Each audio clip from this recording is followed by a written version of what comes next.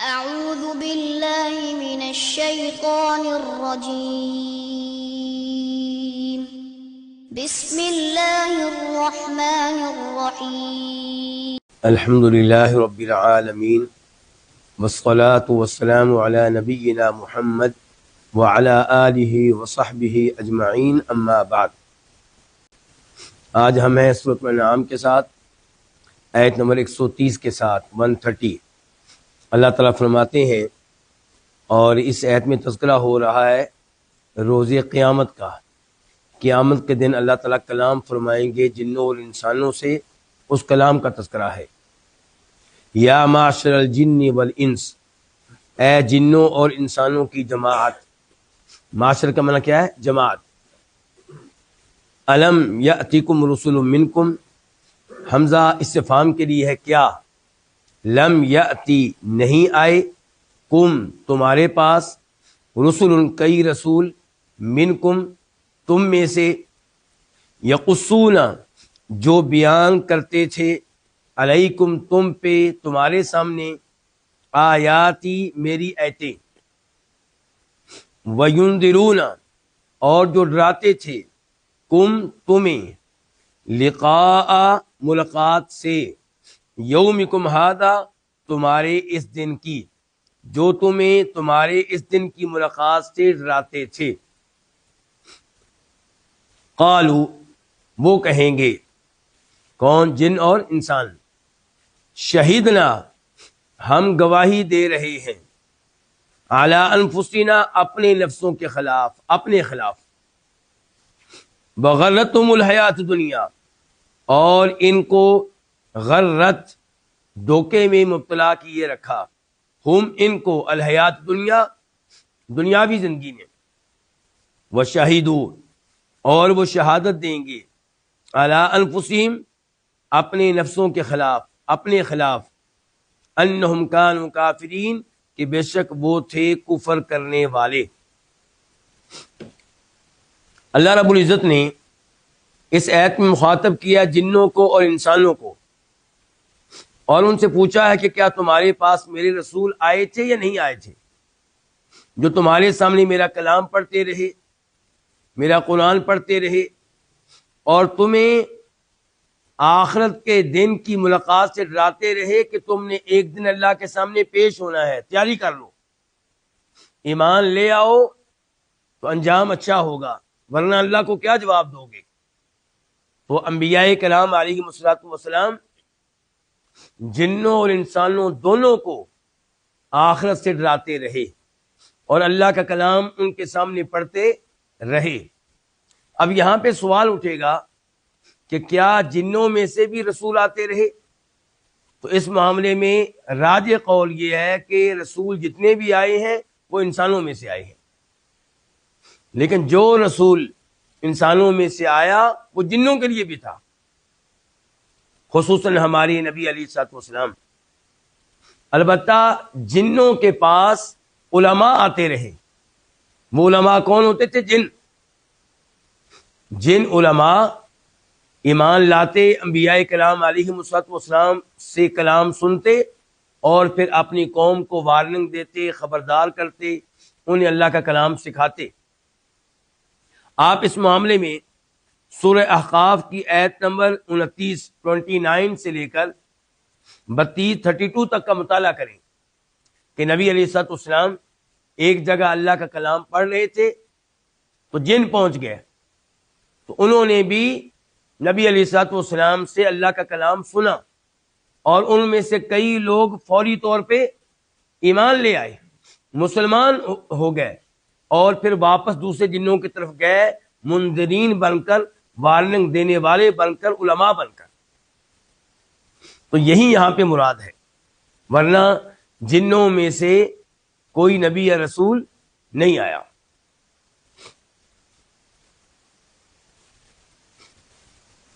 جب اللہ تعالیٰ یہ سوال کریں گے تو کہیں گے شہدنا علی انفسنا، یا اللہ ہم گواہی دیتے ہیں اپنے خلاف کہ ہمارے پاس تیرے رسول آئے تھے، تیرا کلام ہمیں سنایا گیا، دعوت و تبلیغ ہمارے سامنے رکھی گئی، اور تیرے یہ نبی ہمیں وارننگ دیتے رہے آخرت کے بارے میں، جنت اور جہنم کے بارے میں. یہ تھا ان کا کلام، کن کا؟ جنوں اور انسانوں کا، کہ ہم اپنے خلاف شہادت دیتے ہیں. اس کے بعد اللہ کا تبصرہ آ گیا کہ وغرتہم الحیات الدنیا. میرے رسول آئے تھے، پیغام پہنچا، یہ مان رہے ہیں، لیکن دنیاوی زندگی کے دھوکے میں مبتلا رہے، دنیا میں اتنا ڈوب گئے کہ ان کے پاس کوئی ٹائم نہیں تھا اللہ کی عبادت کرنے کے لیے، رسولوں کا کلام سننے اور سمجھنے کے لیے، اور موجودہ زمانے میں قرآن کا مطالعہ کرنے کے لیے ان کے پاس کوئی ٹائم نہیں تھا.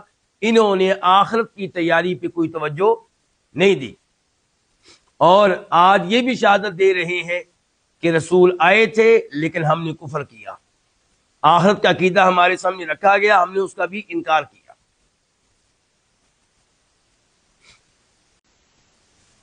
آیت نمبر 131 131 ذالک، یہ ان لم یکن ربک، ان جو ہے اصل میں تھا انہو، اس کو کیا کہا جاتا ہے؟ مخففہ من الثقیلہ. یہ اس لیے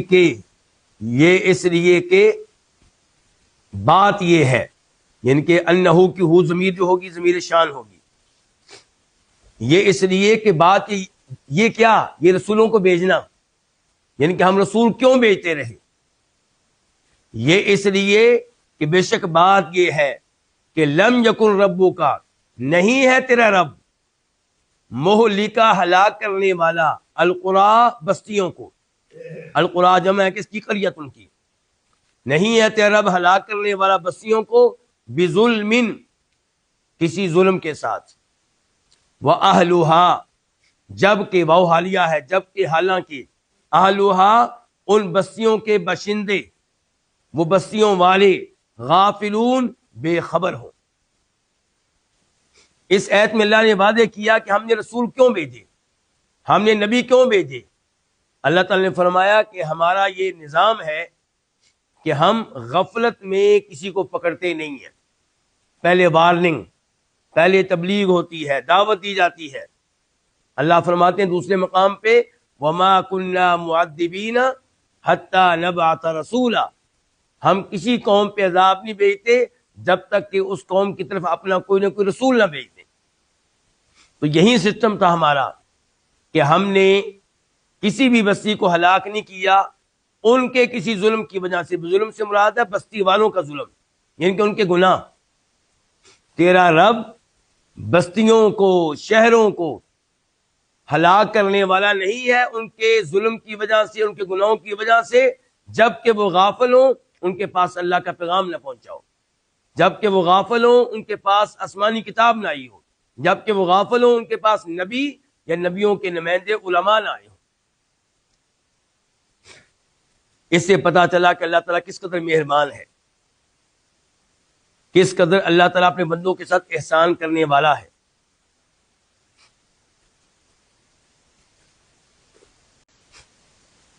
آیت نمبر 132 132 وَلِكُلٍّ، اور ہر ایک کے لیے، دو الفاظ ہیں، لام الگ، کلن الگ، اور ہر ایک کے لیے درجات، مختلف درجات ہیں.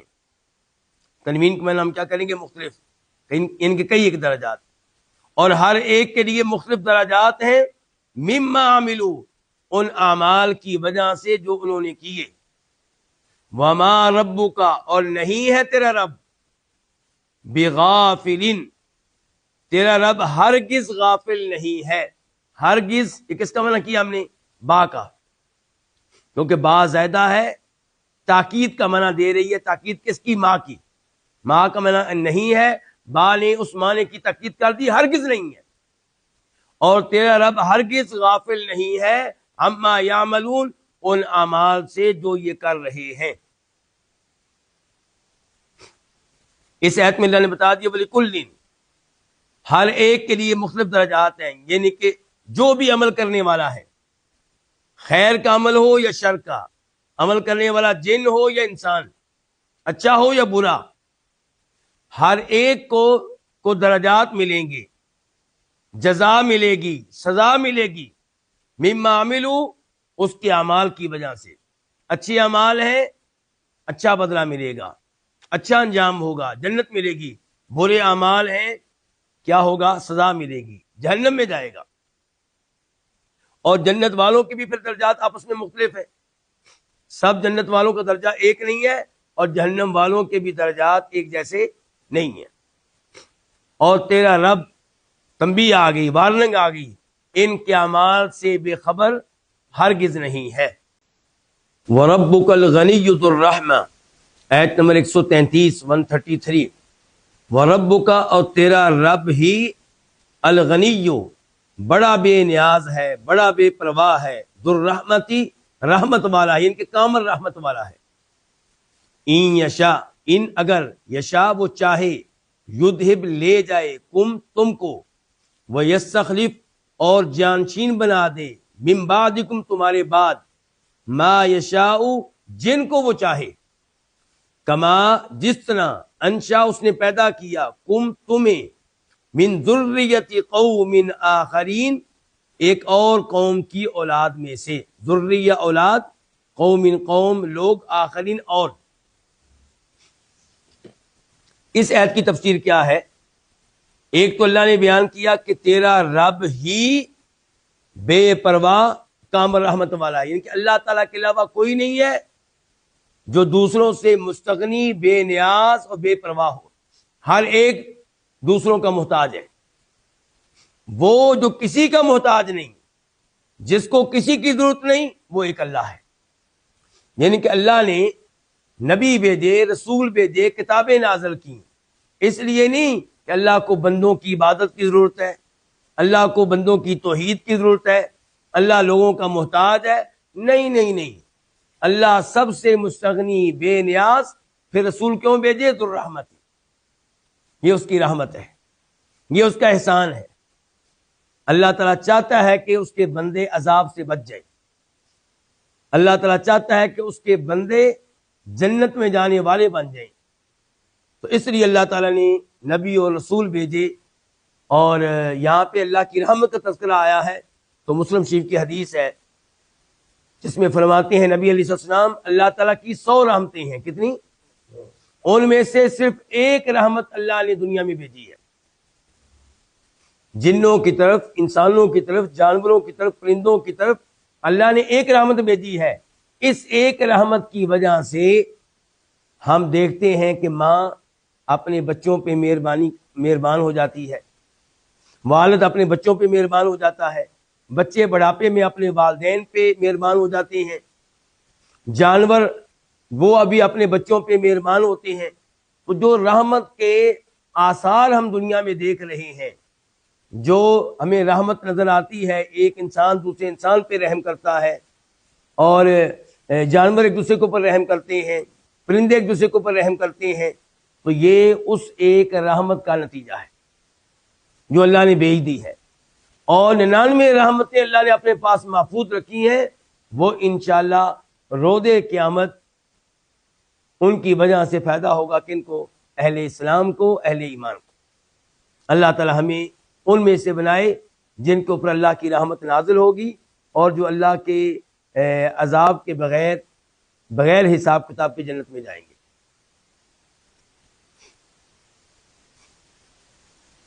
اس کے بعد اللہ نے کہا کہ ان یشاء یذہبکم، اللہ مستغنی ہے، بے نیاز ہے، وہ اگر چاہے تو تمہیں لے جائے، ختم کر دے، ہلاک کر دے، اور تمہارے بعد اوروں کو لے آئے. تم یہ نہ سمجھو کہ تم چلے گئے تو پھر اس زمین پہ رہنے والا کون ہوگا.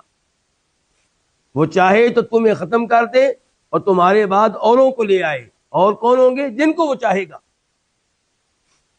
اور اس کی ایک مثال پہلے سے موجود ہے. وہ کیا فرمایا؟ کما انشاکم من ذریۃ قوم آخرین، تم بھی کسی کی جگہ پہ آئے ہو. پہلے زمین پہ تمہارے بڑے رہتے تھے، تمہارے دادا، تمہارے پردادا، اللہ نے ان کو ختم کیا، ان کی جگہ پہ تمہیں لے آیا. تو ایسے اللہ تعالیٰ کے لیے کیا مشکل ہے کہ تمہیں ختم کر کے تمہاری جگہ پہ کوئی اور قوم لے آئے، کوئی تیسری قوم لے آئے جو نہ جن ہو نہ انسان ہو. اور یہ بھی ممکن ہے کہ اللہ تعالیٰ اور انسان لے آئے اور جن لے آئے. تو اللہ تعالیٰ تمہارا محتاج بالکل نہیں ہے، تم ہر چیز میں اللہ تعالیٰ کے محتاج ہو.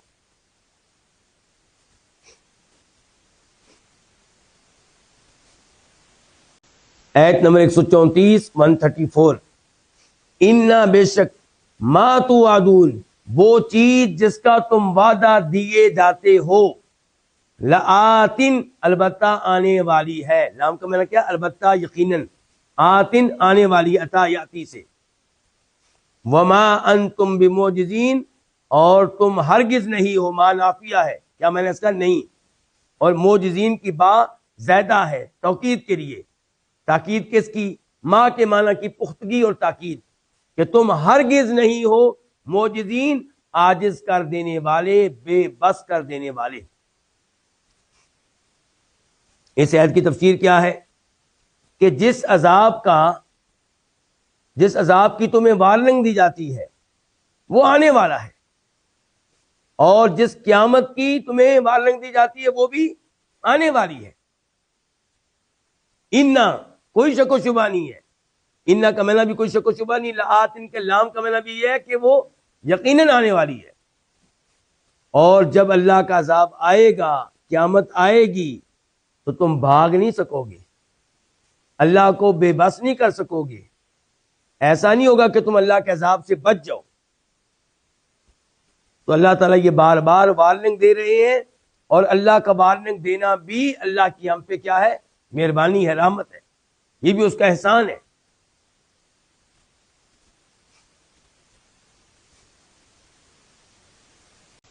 آیت نمبر 135 135 قل آپ کہہ دیں. اللہ تعالیٰ ہماری نبی سے کہہ رہے ہیں کہ آپ کہہ دیں. یا قومی، اے میری قوم. میری کس کا معنی ہے؟ قومی تھا اصل میں، میم کے بعد یا تھی، وہ گرا دی گئی، لیکن اس کی نشانی موجود ہے. میم کے نیچے کسرہ زیر، یہ میم کے نیچے کسرہ زیر سے پتہ چل رہا ہے کہ یہاں پہ کبھی یا ہوا کرتی تھی.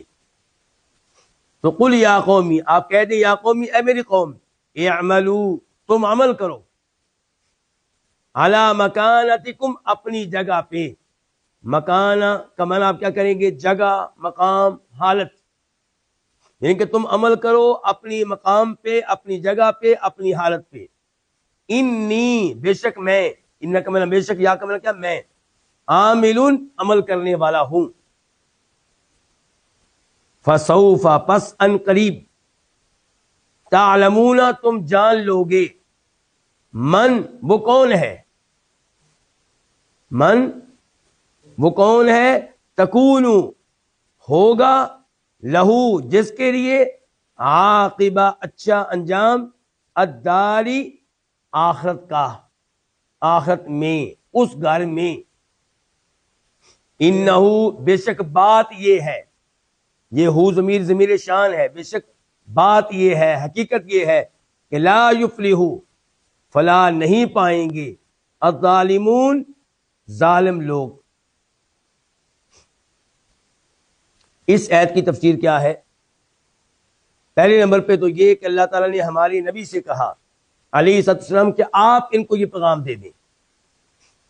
پورے کا پورا قرآن اسی لیے نازل ہوا ہے تاکہ آپ یہ پیغام لوگوں تک پہنچائیں. لیکن کچھ آیات کے شروع میں اللہ تعالیٰ خاص طور پہ کہہ دیتے ہیں قل، کہ یہ بات پہنچا دیں، کہہ دیں. اس کا مطلب ہے کہ یہ بات پہنچانے کی اہمیت کچھ زیادہ ہے. تو قل، آپ کہہ دیں، یا قومی، اے میری قوم، اعملوا علی مکانتکم، تم اپنی جگہ پہ عمل کرو. یعنی کہ جیسے عمل کرنا چاہتے ہو کرو. اس سے کیا پتا چلا کہ اللہ تعالیٰ نے ان کفار کو ہر وہ عمل کرنے کی اجازت دے دی جو وہ چاہیں؟ نہیں نہیں نہیں نہیں. یہ اعملوا، یہ جو لفظ ہے یہاں پہ اجازت دینے کے لیے نہیں ہے، یہ وارننگ کے لیے. جیسے کوئی کسی سے کہے ٹھیک ہے بھائی تو جو کرنا کر، پھر میں دیکھ لوں گا. تو یہ وہ انداز ہے. اللہ تعالیٰ کہہ رہے ہیں کہ تمہیں بہت سمجھایا گیا، قرآن کی آیتیں سنائی گئیں، ہمارے نبی نے دعوت و تبلیغ کا حق ادا کر دیا، تم سدھرنے کے لیے تیار نہیں ہو، ایمان لانے کے لیے تیار نہیں ہو. تو پھر یہ ہے کہ تم عمل کرو علی مکانتکم، اپنی جگہ پہ جیسے عمل کرنا چاہتے ہو کرتے رہو. انی عامل، اور بے شک میں بھی عمل کرنے والا ہوں، میں اپنی جگہ پہ عمل کرنے والا ہوں. یعنی کہ آپ کا عمل کیا ہے، اللہ کے نبی کا عمل کیا ہے؟ توحید بیان کرنا، نمازیں قائم کرنا، زکوٰۃ کا نظام نافذ کرنا، تلاوت کرنا، اذکار کرنا. تو میں اپنے اعمال کر رہا ہوں جن پہ اللہ راضی ہوتا ہے، اور تم اپنے عمل کرتے رہو. ان قریب پتہ چل جائے گا کہ آخرت میں اچھا انجام کس کا ہوگا، ہمارا یا تمہارا۔ عاقبہ اچھا انجام۔ الدار، دار ویسے گھر کو کہتے ہیں، ایک ہے دنیاوی گھر، ایک ہے اخروی گھر۔ یہاں پہ مراد کون سا گھر ہے؟ اخروی گھر، آخرت والا گھر، وہ گھر۔ اور آخرت میں رزلٹ بھی بتا دیا گیا، پہلے کہا گیا ان قریب پتہ چل جائے گا کس کا اچھا انجام ہوتا ہے، پھر رزلٹ بتایا گیا کہ انہ لا یفلح الظالمون، ظالم لوگ کبھی فلاح نہیں پائیں گے، یعنی کہ تم ظالم ہو۔ ایک تو ظالم اس لیے ہو کہ شرک کرتے ہو، اور شرک سے بڑا کوئی ظلم نہیں ہے، اور دیگر گناہوں کے لحاظ سے بھی تم ظالم ہو، اور ظالم کامیاب نہیں ہوتے۔ وارننگ ہے کہ ظلم سے بعد آ جاؤ، شرک سے بعد آ جاؤ، گناہوں سے بعد آ جاؤ۔ آیت نمبر 133 136، یہ آیت، اس کا ترجمہ پڑھنے سے پہلے اور اس کی تفسیر سے پہلے عبداللہ ابن عباس رضی اللہ عنہ کا قول آپ کے سامنے رکھنا چاہوں گا۔ وہ کہا کرتے تھے کہ جو آدمی یہ جاننا چاہتا ہو کہ وہ عرب جن پہ قرآن نازل ہوا، جن میں نبی علیہ السلام کو نبی مقرر کیا گیا، وہ کیا کیا گمراہیاں تھیں جن میں مبتلا تھے، کون کون سی جہالتوں میں مبتلا تھے، جو یہ جاننا چاہتا ہے وہ یہ آیتیں پڑھ لے۔ یعنی کہ سورہ 130 آیت نمبر 130 سورہ نام سے لے کر وہ 140 تک پڑھ لے، 130 سے لے کے 140 تک پڑھ لے، تو آپ کو پتہ چل جائے گا کہ یہ عرب کیسی کیسی گمراہیوں میں مبتلا تھے، کن کن جہالتوں میں مبتلا تھے۔ اللہ تعالیٰ فرماتے ہیں وَجَعَلُوا، اور انہوں نے مقرر کیا، کنہوں نے؟ کافروں نے، خصوصاً اہل مکہ، اور انہوں نے مقرر کیا للہ، اللہ تعالیٰ کے لیے، مما، اصل میں کیا ہوتا ہے؟ من اور ما، اس میں سے جو، زارعا، اس نے پیدا کیا، کس نے؟ اللہ نے، من الحرث، کھیتی میں سے، والانعام، اور چپاؤں میں سے، نصیباً، ایک حصہ، یعنی کہ ان لوگوں نے مقرر کیا اللہ کے لیے نصیباً، ایک حصہ، مما ظہر من الحرث والانعام، اس کھیتی اور ان چپاؤں میں سے جو اللہ نے پیدا کیے۔ فقالوا، تو انہوں نے کہا، ہذا، یہ کیا؟ یہ حصہ، کھیتی کا یہ حصہ، جانوروں میں سے یہ حصہ، للہ، اللہ تعالیٰ کے لیے ہے، بزعمہم، انہوں نے یہ بات کہی، بزعمہم، اپنے گمان کے مطابق، اپنے خیال کے مطابق، اپنے باطل عقیدے کے مطابق۔ بزعمہم کا تعلق ہے قالو سے، فقالوا بزعمہم ھذا للہ، واضح ہو گیا؟ وھذا، اور یہ کیا؟ اور یہ حصہ، لشرکائنا، ہمارے شریکوں کے لیے ہے۔ لشرکائنا 3 الفاظ ہیں، لام کے لیے، شرکا شریک کی جمع ہے، نا ہمارے، تو یہ حصہ ہمارے شریکوں کے لیے ہے۔ شریکوں سے مراد کیا ہے؟ ابھی تفسیر میں واضح ہوگا۔ فما، پس جو، یعنی کہ جو حصہ، پس جو کانا ہے، لشرکائہم، ان کے شریکوں کے لیے، فلا یصلوا، پس وہ نہیں پہنچ سکتا، اللہ، اللہ کی طرف، وما کانا، اور جو ہے، یعنی کہ جو حصہ اور جو ہے، للہ، اللہ تعالیٰ کے لیے، فہو یصل، پس وہ پہنچ جاتا ہے، الی شرکائہم، ان کے شریکوں کی طرف، ساء، برا ہے، ما، جو، یحکمون، وہ فیصلہ کرتے ہیں۔ اس آیت کی تفسیر کیا ہے؟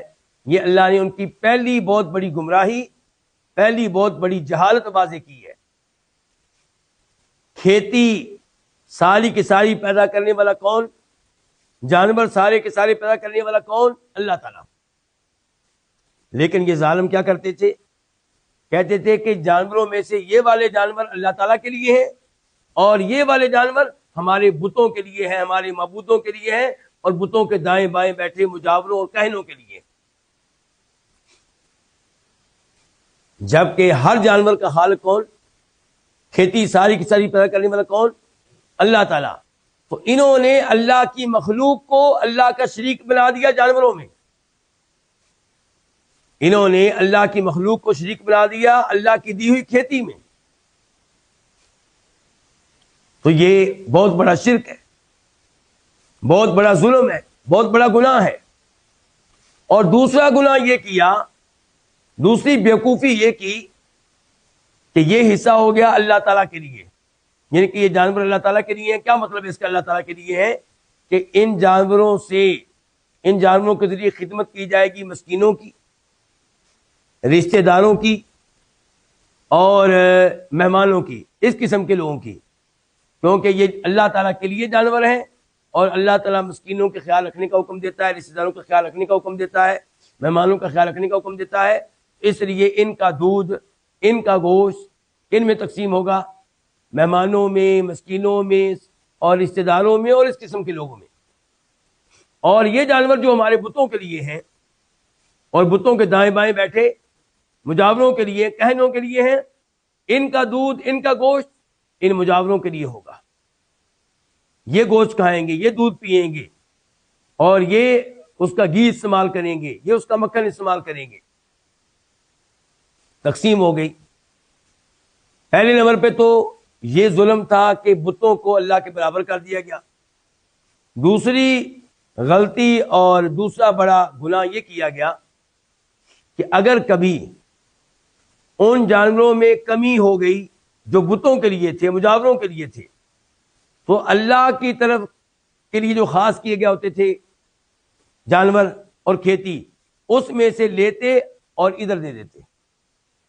مجاوروں کو اور مال چاہیے اور دودھ چاہیے، ادھر سے دودھ لیا ان جانوروں کا جو اللہ کے لیے وقف تھے، ممکن کو دے دیا ان مجاوروں کو، ان کاہنوں کو، اور کبھی پورا جانور ادھر دے دیا۔ لیکن اگر کبھی وہ جانور کم پڑ جاتے جو اللہ کے لیے وقف تھے، اللہ کے لیے مقرر تھے، مہمانوں کے لیے تھے، رشتہ داروں کے لیے تھے، مسکینوں، یتیموں، بیواؤں کے لیے تھے، اگر کبھی ادھر کمی ہو جاتی تو ان میں یہ جرت نہیں تھی کہ جو بتوں کے نام پہ جانور ہیں ان میں سے کچھ لے کے ادھر دے دیں، یعنی کہ اللہ کو پیچھے کر دیا گیا اور ان شریکوں کو، ان بتوں کو، ان مجاوروں کو اللہ سے بھی بڑھا دیا گیا، یعنی کہ ڈبل غلطی، ڈبل ظلم، ڈبل زیادتی۔ اللہ نے اسی لیے کہا ساء ما یحکمون، کتنا برا ہے وہ فیصلہ جو وہ کیا کرتے تھے۔ یعنی کہ نمبر ایک کیا غلطی کہ یہ تقسیم، ان کو اللہ کا شریک بنانا۔ نمبر دو، جب کبھی کمی کوتاہی ہونی تو وہ مال جو اللہ تعالیٰ کے لیے وقف ہے اس میں سے کچھ ان کو دیا جا سکتا ہے، اور جب ادھر کمی آ جائے جو اللہ تعالیٰ کے لیے ہے تو ادھر میں سے ادھر کچھ نہیں کیا جا سکتا۔ اور آج افسوس سے کہنا پڑتا ہے کلمہ پڑھنے والے مسلمانوں میں یہی صورتحال ہے۔ آپ ایک تو یہ دیکھیں کہ بہت سے مسلمان ہیں جن کے پاس کھیتیاں ہیں، جانور ہیں، زکوٰۃ اللہ تعالیٰ کے لیے نہیں دیں گے، عشر اللہ تعالیٰ کے لیے نہیں دیں گے، لیکن پیروں کو ان کا حصہ ملے گا۔ پیروں کو جانوروں میں سے بھی حصہ ملے گا، کھیتی میں سے بھی حصہ ملے گا۔ جب فصل کاٹیں گے، جب گندم گھر میں آئے گی، جب چاول گھر میں آئیں گے، ان میں سے ٹھیک ٹھاک حصہ کن کو دیا جائے گا؟ پیر صاحب کو، فلاں مزار پہ بیٹھے ہوئے مجاوروں کو، فلاں دربار پہ بیٹھے ہوئے نام نہاد پیروں کو۔ جبکہ اللہ تعالیٰ نے جو زکوٰۃ مقرر کی تھی وہ ادا نہیں کی جائے گی، اور اللہ نے جو عشر مقرر کیا تھا وہ ادا نہیں کیا جائے گا۔ ایسے آپ 11ویں کو دیکھ لیں، جس کو کیا کہتے ہیں لوگ 11ویں شریف، 11ویں تاریخ کو آپ کو دودھ ملنا مشکل ہو جائے گا۔ سارا دودھ کن کو ملے گا؟ شیخ عبدالقادرانی رحمہ اللہ کے نام پہ وہ تقسیم کیا جا رہا ہوگا، مختلف مقامات پہ دیا جا رہا ہوگا، لیکن اللہ تعالیٰ کے لیے ان جانوروں میں ایسا کوئی حصہ نہیں ہوتا۔ اگر ہو بھی تو اللہ کے حصے میں کمی کوتاہی ہوگی، پیروں کے حصے میں یا شیخ عبدالقادرانی رحمہ اللہ کے حصے میں کوئی کمی کوتاہی نہیں ہوگی۔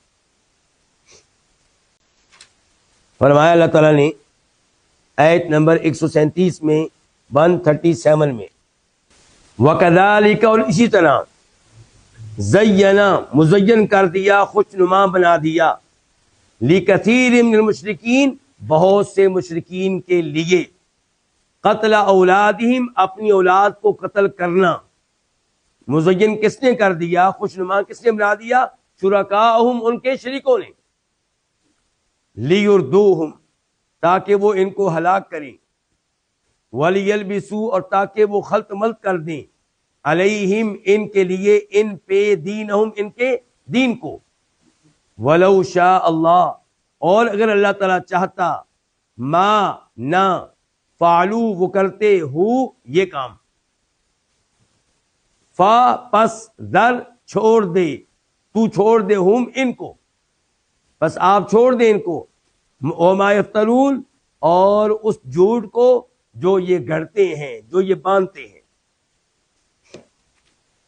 پچھلی آیت میں اللہ تعالیٰ نے ان کی وہ جہالت بیان کی جس کا تعلق کھیتی سے تھا اور چپاؤں سے تھا۔ اب یہاں پہ اللہ نے ان کی ایک اور جہالت واضح کی، وہ کیا؟ اپنی اولاد کو قتل کرنا، کن کے کہنے پہ، کن کو خوش کرنے کے لیے؟ اپنے شریکوں کو، اپنے کہنوں کو، اور بتوں کے دائیں بائیں بیٹھے ہوئے مجاوروں کو۔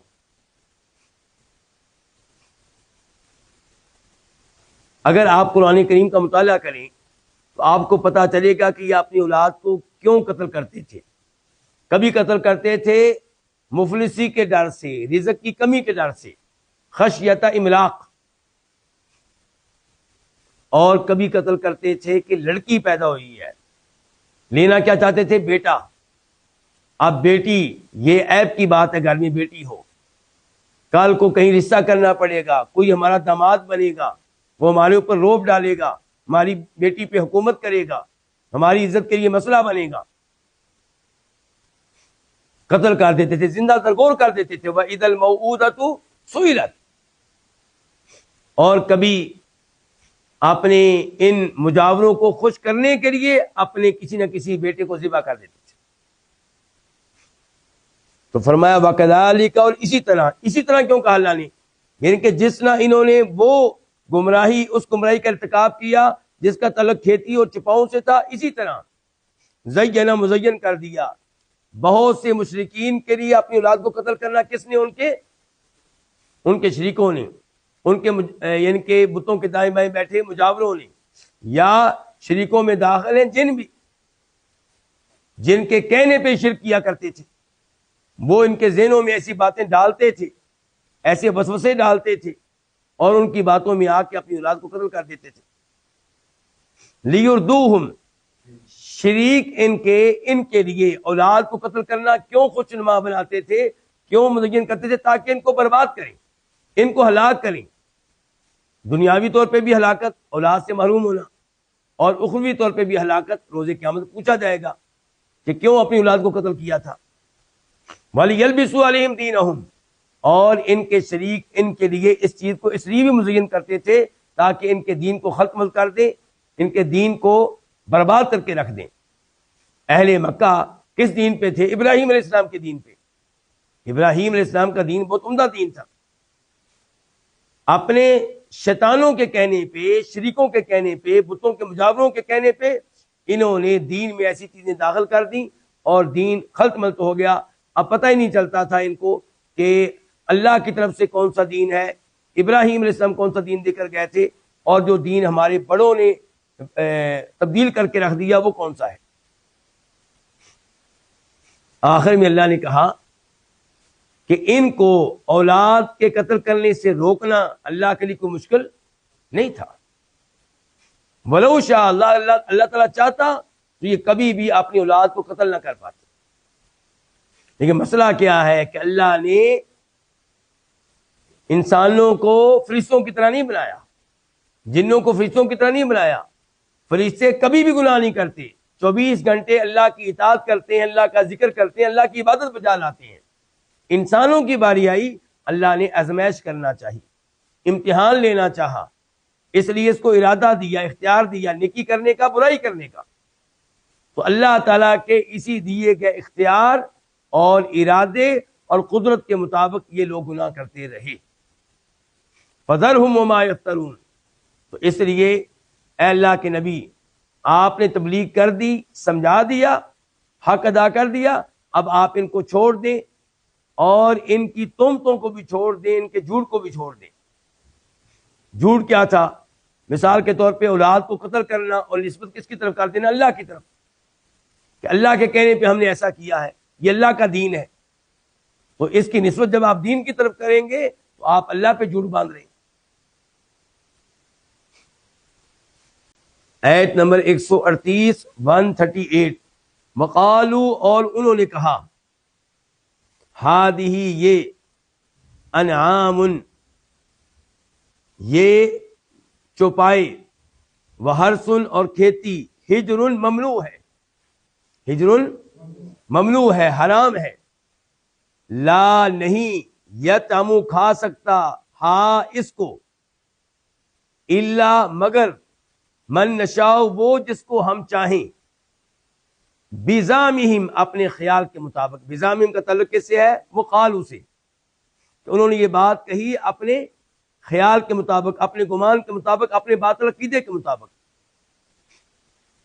وَأَنْعَامٌ، اور کچھ چوپائے وہ ہیں کہ حرمت ظہورها، جن کی پشتیں حرام کر دی گئی ہیں، جن کی پیٹھیں حرام کر دی گئی ہیں، یعنی کہ جن پہ سوار ہونا حرام ہے، منع ہے۔ وَأَنْعَامٌ، اور کچھ چوپائے ایسے ہیں کہ لا یذکرون، وہ نہیں ذکر کرتے تھے، وہ نہیں پڑھتے تھے اسم اللہ، اللہ کا نام، علیہا، ان پہ، افتراء، جھوٹ باندھتے ہوئے، علیہ، اس پہ، یعنی کہ اللہ پہ۔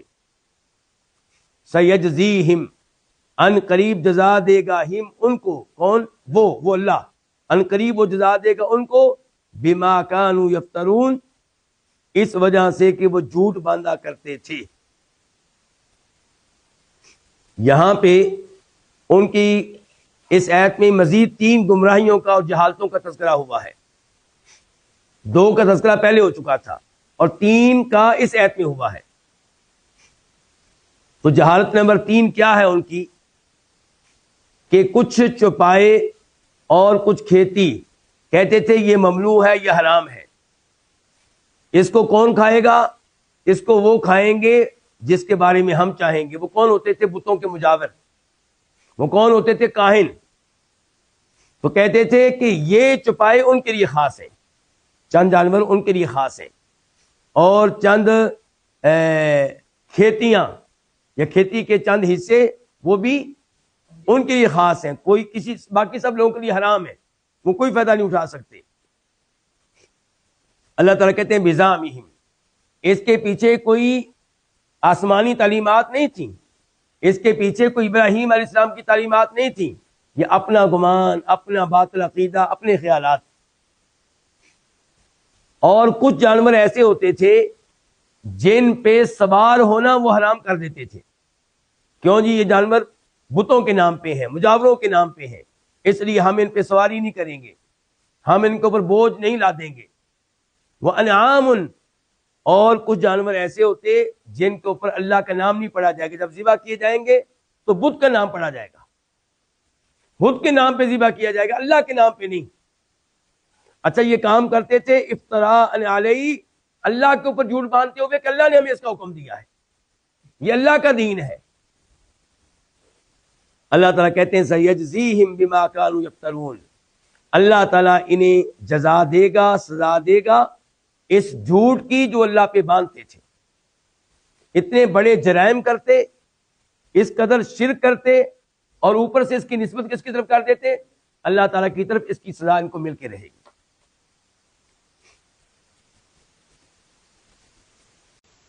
آیت نمبر 139 139، وقالو، اور انہوں نے کہا، یہاں سے ان کی گمراہی نمبر 6 کا آغاز ہو رہا ہے۔ وقالو، انہوں نے کہا، ما، جو کیا؟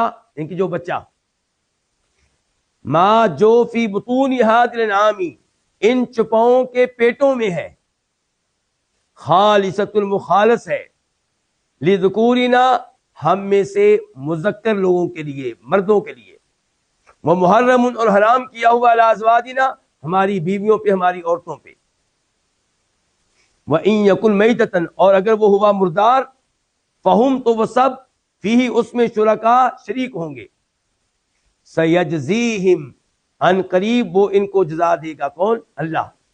وصفہم ان کے اس بیان کی. انہو بے شک وہ کون؟ وہ اللہ. حکیم کمال حکمت والا ہے، علیم کمال علم والا ہے. اس آیت کی تفسیر کیا ہے کہ ان کی ایک گمراہی یہ تھی کہ کہتے تھے کہ یہ جو جانور ہیں، وہ جانور خاص کر دیتے تھے، کہتے تھے یہ جو جانور ہیں ان کے پیٹ میں جو بچہ ہے وہ ہم مردوں کے لیے ہوگا، اس سے فائدہ ہم اٹھائیں گے، اس کو جب ذبح کیا جائے گا گوشت ہم کھائیں گے. جہاں تک تعلق ہے ہماری عورتوں کا، ان پہ یہ بچہ کیا ہے؟ حرام ہے. اور اگر وہ پیدا ہوا مردہ تو پھر ہم سب اس کو کھائیں گے، ہم مرد بھی اور عورتیں بھی. اللہ تعالیٰ کہتے ہیں کہ اللہ تعالیٰ ان قریب ان کو بدلہ دے گا، سزا دے گا ان کے اس بیان کی اور اس چیز کی جو نسبت وہ اللہ کی طرف کرتے تھے. کہتے تھے نا کہ یہ اللہ کی طرف سے ہے سب کچھ، تو فرمایا اس کی سزا ان کو ملے گی. اور اللہ تعالیٰ کمال حکمت والا ہے، کمال علم والا ہے. ان کو ان کے اعمال کا علم ہے، ان کی حرکتوں کا علم ہے. ان کے اعمال اللہ سے مغفر پوشیدہ نہیں رہیں گے، اور جو اللہ مہلت دے رہا ہے ان کو، اس کے پیچھے اللہ کی کئی حکمتیں ہیں. آیت نمبر 140 140. قد تحقیق یقیناً بے شک خاسرہ خسارے میں رہے، گھاٹے میں رہے، الذین وہ لوگ قتلوا جنہوں نے قتل کیا، اولادہم اپنی اولاد کو، صفحن بے وقوفی سے، نادانی سے، بغیر علم بغیر کسی علم کے، وحرموا اور جنہوں نے حرام کیا، اس کو ما رزقہم اللہ، اس کو جو اللہ نے ان کو دیا، افتراء علی اللہ، اللہ پہ جھوٹ باندھتے ہوئے، قد ضلوا تحقیق وہ گمراہ ہو گئے، وما کانوا اور نہ وہ ہوئے مہتدین ہدایت پانے والے. اللہ نے اس آیت میں بتایا کہ وہ لوگ خسارے میں رہے، نقصان میں رہے جنہوں نے یہ حرکتیں کی. کیسے خسارے میں رہے؟ ایک تو اپنی اولاد کو قتل کرتے رہے، اپنی اولاد کو قتل کرنا اس سے بڑا خسارہ کیا ہوگا. اور یہ اولاد کو قتل کرتے رہے صفحن، جہالت سے، نادانی سے. یہ کوئی اللہ کا حکم نہیں تھا، بغیر علم، اس کے پیچھے کوئی علم نہیں تھا، اپنے باطل عقائد تھے. نمبر 2، یہ گھاٹے میں رہے اس لحاظ سے کہ جو جانور اللہ نے ان کو دیے تھے، جو کھیتیاں اللہ نے ان کو دی تھی، جو زمینیں اللہ نے ان کو دی تھی، وہ انہوں نے اپنے اوپر حرام کر لی. یہ پیر صاحب کے لیے ہے، یہ مجاوروں کے لیے ہے، یہ کاہنوں کے لیے ہے. اور چونکہ یہ کام کر کے نسبت کس کی طرف کرتے رہے؟ افتراء علی اللہ. اس لحاظ سے بھی گھاٹے میں رہیں گے کہ اللہ پوچھے گا کہ میں نے کب تمہیں یہ حکم دیا تھا، کون سی کتاب میں حکم دیا تھا، کس نبی کے ذریعے میرا تمہیں یہ حکم ملا تھا. تو اللہ کہتے ہیں قد ضلوا تحقیق یہ گمراہ ہو گئے، اور یہ نہ ہوئے ہدایت پانے والے، ہدایت سے بہت دور رہے. یہیں پہ آج کے درس کا اختتام کرتے ہیں. اللہ رب العزت سے دعا کرتے ہیں کہ اللہ تعالیٰ ہم سب کو قرآن کی تفسیر سیکھنے کی توفیق دے، اور کافروں کے عقائد سے بچائے، اور اہل توحید کے عقائد پہ قائم و دائم رکھے. وآخر دعوانا الحمدللہ رب العالمین.